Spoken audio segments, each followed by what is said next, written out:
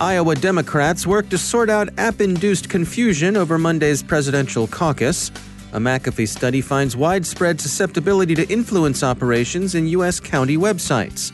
NEC gets around to disclosing a network intrusion incident detected in 2017. Twitter fixes an API vulnerability and suspends a large network of fake accounts.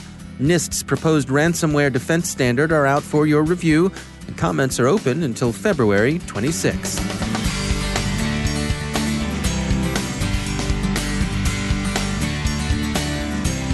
And now, a word from our sponsor, Observit, a Proofpoint company. The greatest threat to businesses today isn't the outsider trying to get in, it's the people you trust, the ones who already have the keys. Your employees, contractors, and privileged users. 60% of online attacks are carried out by insiders. To stop these insider threats, you need to see what users are doing before an incident occurs. Observit enables security teams to detect risky user activity, investigate incidents in minutes, and effectively respond. With Observit, you know the whole story. Get your free trial at observit.com/cyberwire. That's observit.com/cyberwire. And we thank Observit for sponsoring our show.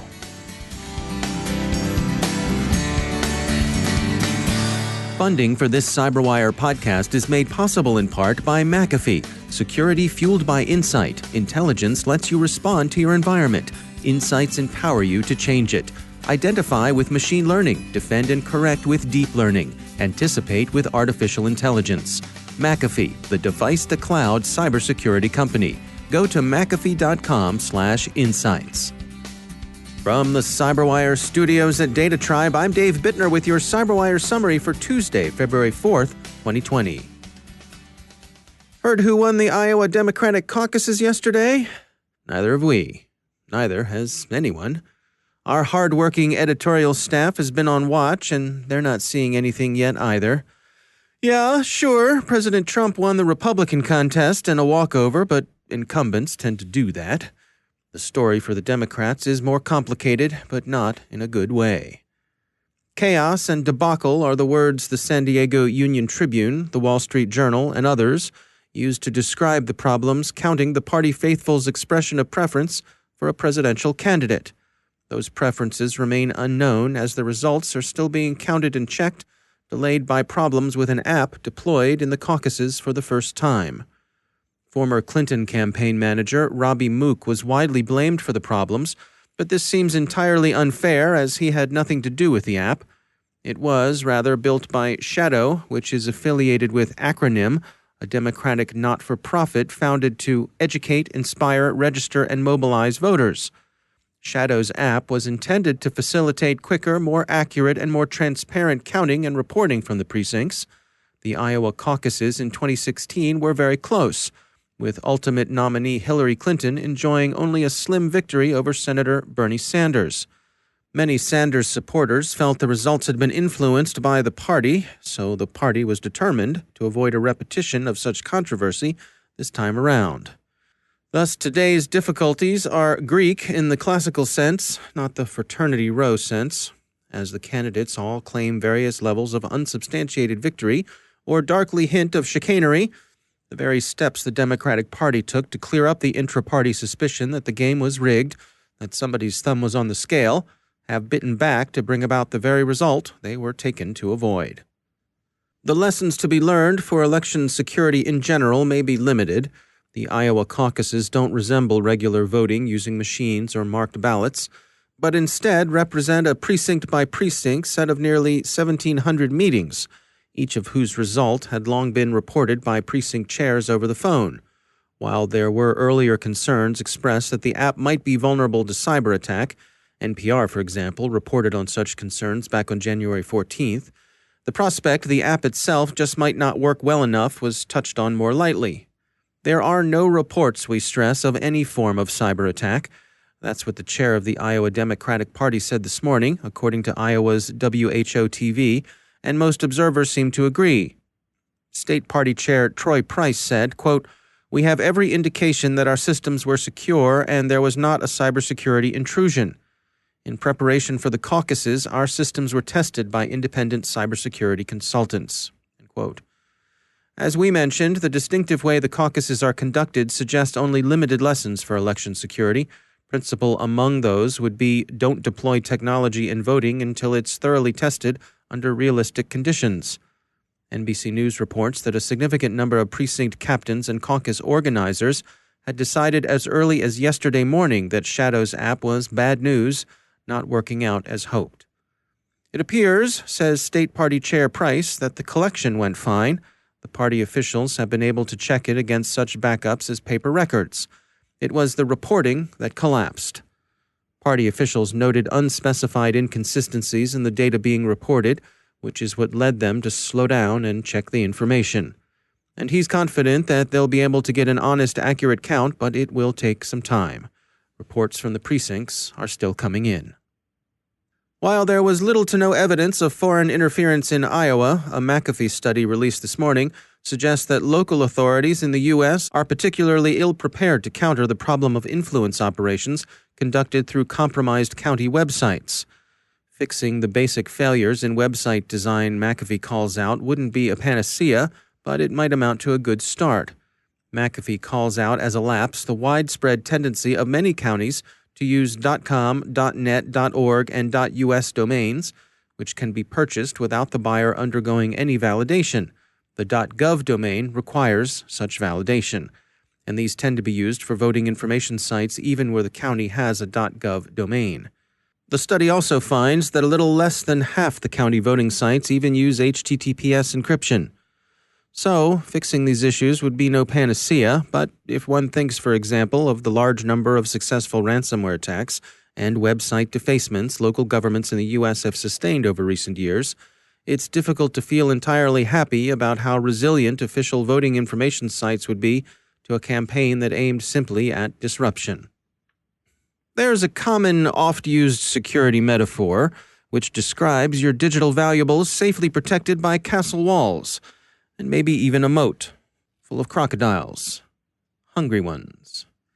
But these days, thanks in large part to so many business services and functions moving to the cloud, things are a good bit more fuzzy. Alex Burkhart is Vice President of Field Engineering at Vera, and he describes how to protect critical financial data beyond the corporate perimeter. Where a lot of people run into trouble is when they're working on very sensitive things like deals, like deal documents. There used to be this thing known as secure deal rooms where people come together, they work in these centralized repositories on deal documents relating to secure financials, and then they leave those documents in that room and they're supposedly secure. Well, what tends to happen is if you're working on a really sensitive deal, everyone wants in on it. And being able to revoke access to files once you've determined a partner is no longer the one you want to work with is exceptionally powerful and isn't something that people even really realize exists. And that's why I love talking about the problem. When you apply the notion of if I'm handing you $1, Dave, I have to physically have contact with you and we have to transfer that dollar and I know who you are and I've met you once before. But in the internet, that doesn't really exist, right?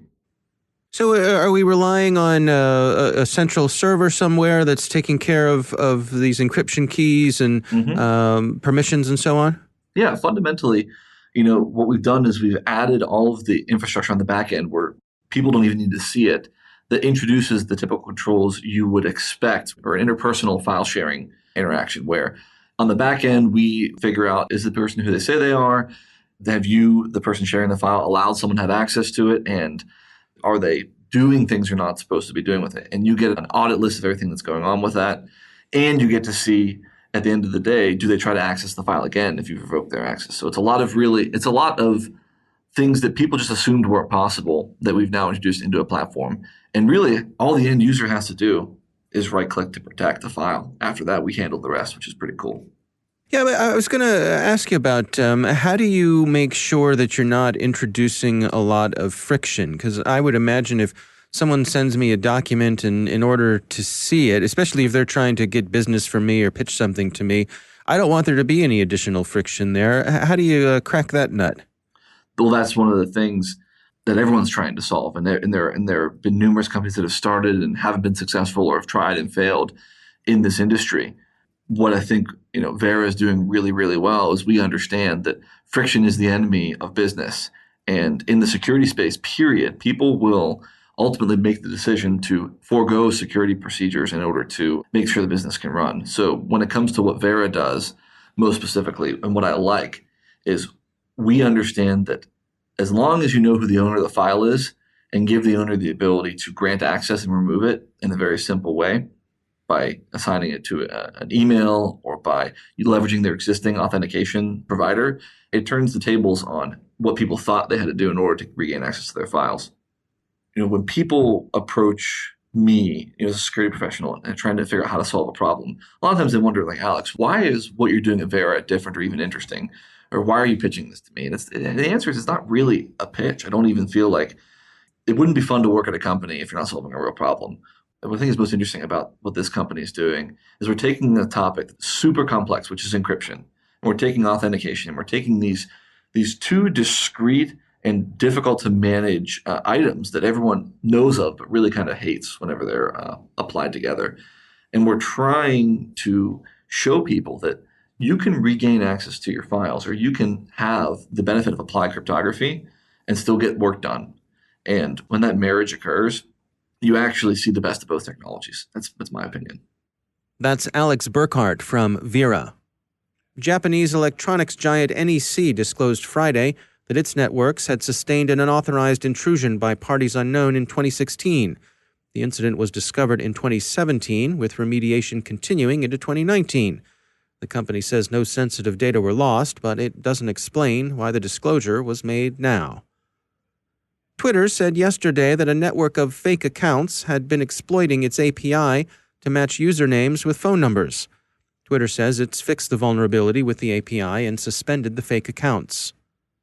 Twitter wrote on its privacy site, quote, "We observed a particularly high volume of requests coming from individual IP addresses located within Iran, Israel, and Malaysia.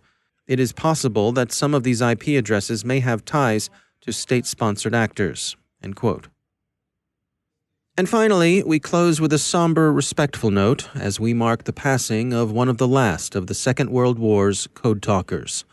Flags of the Navajo Nation are at half-staff to honor Joe Vandiver, Sr., who served in the United States Marine Corps in the Pacific, where he and his colleagues' native language served as the basis of a tactical code that the enemy never broke. Rest in peace, Marine, and Semper Fi.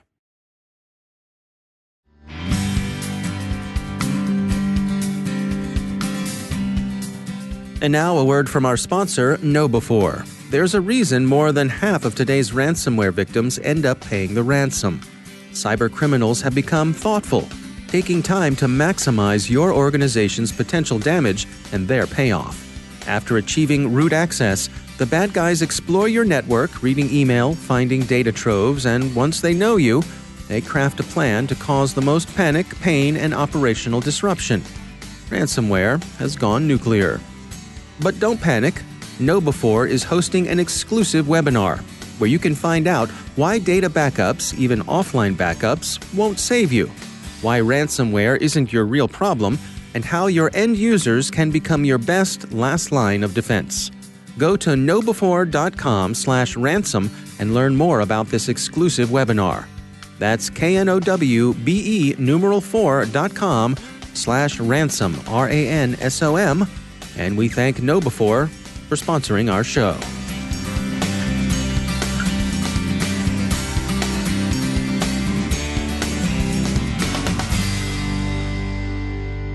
And joining me once again is Ben Yellen. He's from the University of Maryland Center for Health and Homeland Security. Ben, I wanted to talk about an article that came by. This is from the folks at ProPublica, written by Will Young. The title is How Corporate Lawyers Made It Harder to Punish Companies That Destroy Electronic Evidence. Take us through what happened here.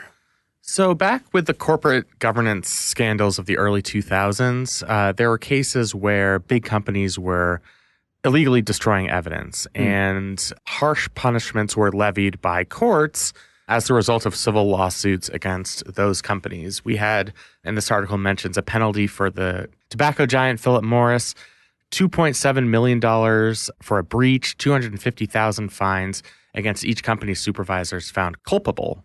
So those are significant penalties. There was a law passed in 2006 at the behest of some of these corporations to change the rules. As a result of that statute, there is now what's called a safe harbor provision. And this protects companies from the consequences of failing to retain electronic files. As long as companies follow a consistent policy when they're informed that they're going to be the subject of litigation, as long as they make a good faith effort to preserve relevant materials according to their company policies, they will not be held liable in court for destroying those electronic materials. So in other words, if my understanding is correct here, if over the course of my company's regular data retention policy, there was a sunsetting of data, we get rid of all of our emails that are older than 10 years old, then that's probably not a problem. But if if a lawsuit comes in and all of a sudden the message goes out to everybody, hey, start frantically delete, Yeah. right, that could raise some eyebrows. Exactly. As long as you're following consistent organization-wide policy and, the effort is made in good faith to retain documents when you're informed that you're facing litigation, then that safe harbor provision applies. You will not be subject to punishment. Okay. This didn't solve the problem for corporations. There was an incident in 2008 where Qualcomm, I know them from sponsoring the sports stadium in San Diego, but they are also a chip maker company. Evidently, yeah. They were fined $8.7 million for destroying evidence. This happened to a bunch of different corporations as well. So some lawyers got together, lawyers representing some of the largest corporations in the country, and also representing the United States Chamber of Commerce. And they went through the regulatory process to get a change to the regulations on data retention. And in 2015, a rule took effect that limited judges' latitude to punish people who destroy electronic evidence. And this rule, as they quote a retired judge here making this statement, this rule is sort of backwards. It requires that a litigant who claims the other side destroyed or didn't keep evidence, they have to prove that whatever was destroyed would have been unfavorable to the person destroying it. Now, that presents the very obvious catch-22. How do you know it's unfavorable if that data has already been destroyed? Right. And this is just an absolutely daunting hurdle for litigants. And usually these litigants will have fancy hotshot lawyers, but they're oftentimes, people who use the products produced by these corporations or, people alleging some sort of injury as a result of corporate action. And it's just because of this rule that's very favorable to these corporations, it's going to be much harder for those plaintiffs to seek relief. And so how has this played out in the real world? What's been the effect? Are organizations having shredding parties, or how does it play out? So the numbers are actually staggering. They have the stats, the receipts to back up how big of a change this is. ProPublica said that they looked at 900 civil cases involving the deletion of electronic records. In 2014, which was before this regulation took effect, judges approved 51% of the motions to penalize somebody for destroying evidence. That number dropped to a staggering 19% in 2019, and that's 4 years after that regulation took effect. The same is true for a second category of penalties, which are largely confined to just fines for these companies. 76% penalty rate before this regulation took effect, and 38% after it took effect. So all that lobbying literally paid off. It paid off. Yeah.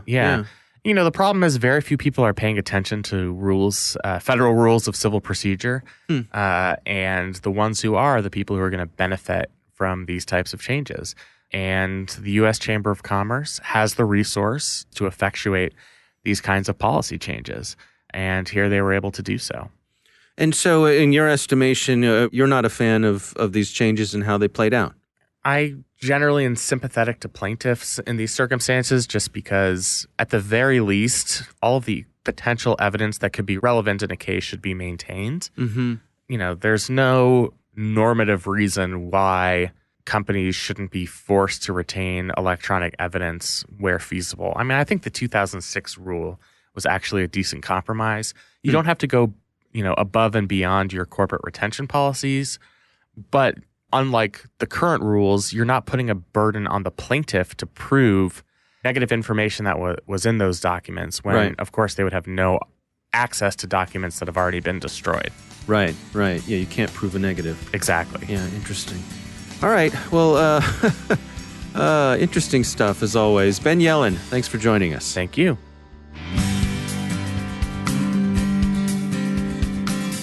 And that's the CyberWire. For links to all of today's stories, check out our daily briefing at thecyberwire.com. Thanks to all of our sponsors for making the CyberWire possible, especially our supporting sponsor, Observit, a Proofpoint company, and the leading insider threat management platform. Learn more at observit.com. The CyberWire podcast is proudly produced in Maryland out of the startup studios of Data Tribe, where they're co-building the next generation of cybersecurity teams and technologies. Our amazing CyberWire team is Elliot Peltzman, Haru Prakash, Stefan Vaziri, Kelsey Bond, Tim Nodar, Joe Kerrigan, Harold Terrio, Ben Yellen, Nick Valecki, Bennett Moe, Chris Russell, John Petrick, Jennifer Iben, Peter Kilpie, and I'm Dave Bittner. Thanks for listening. See you back here tomorrow.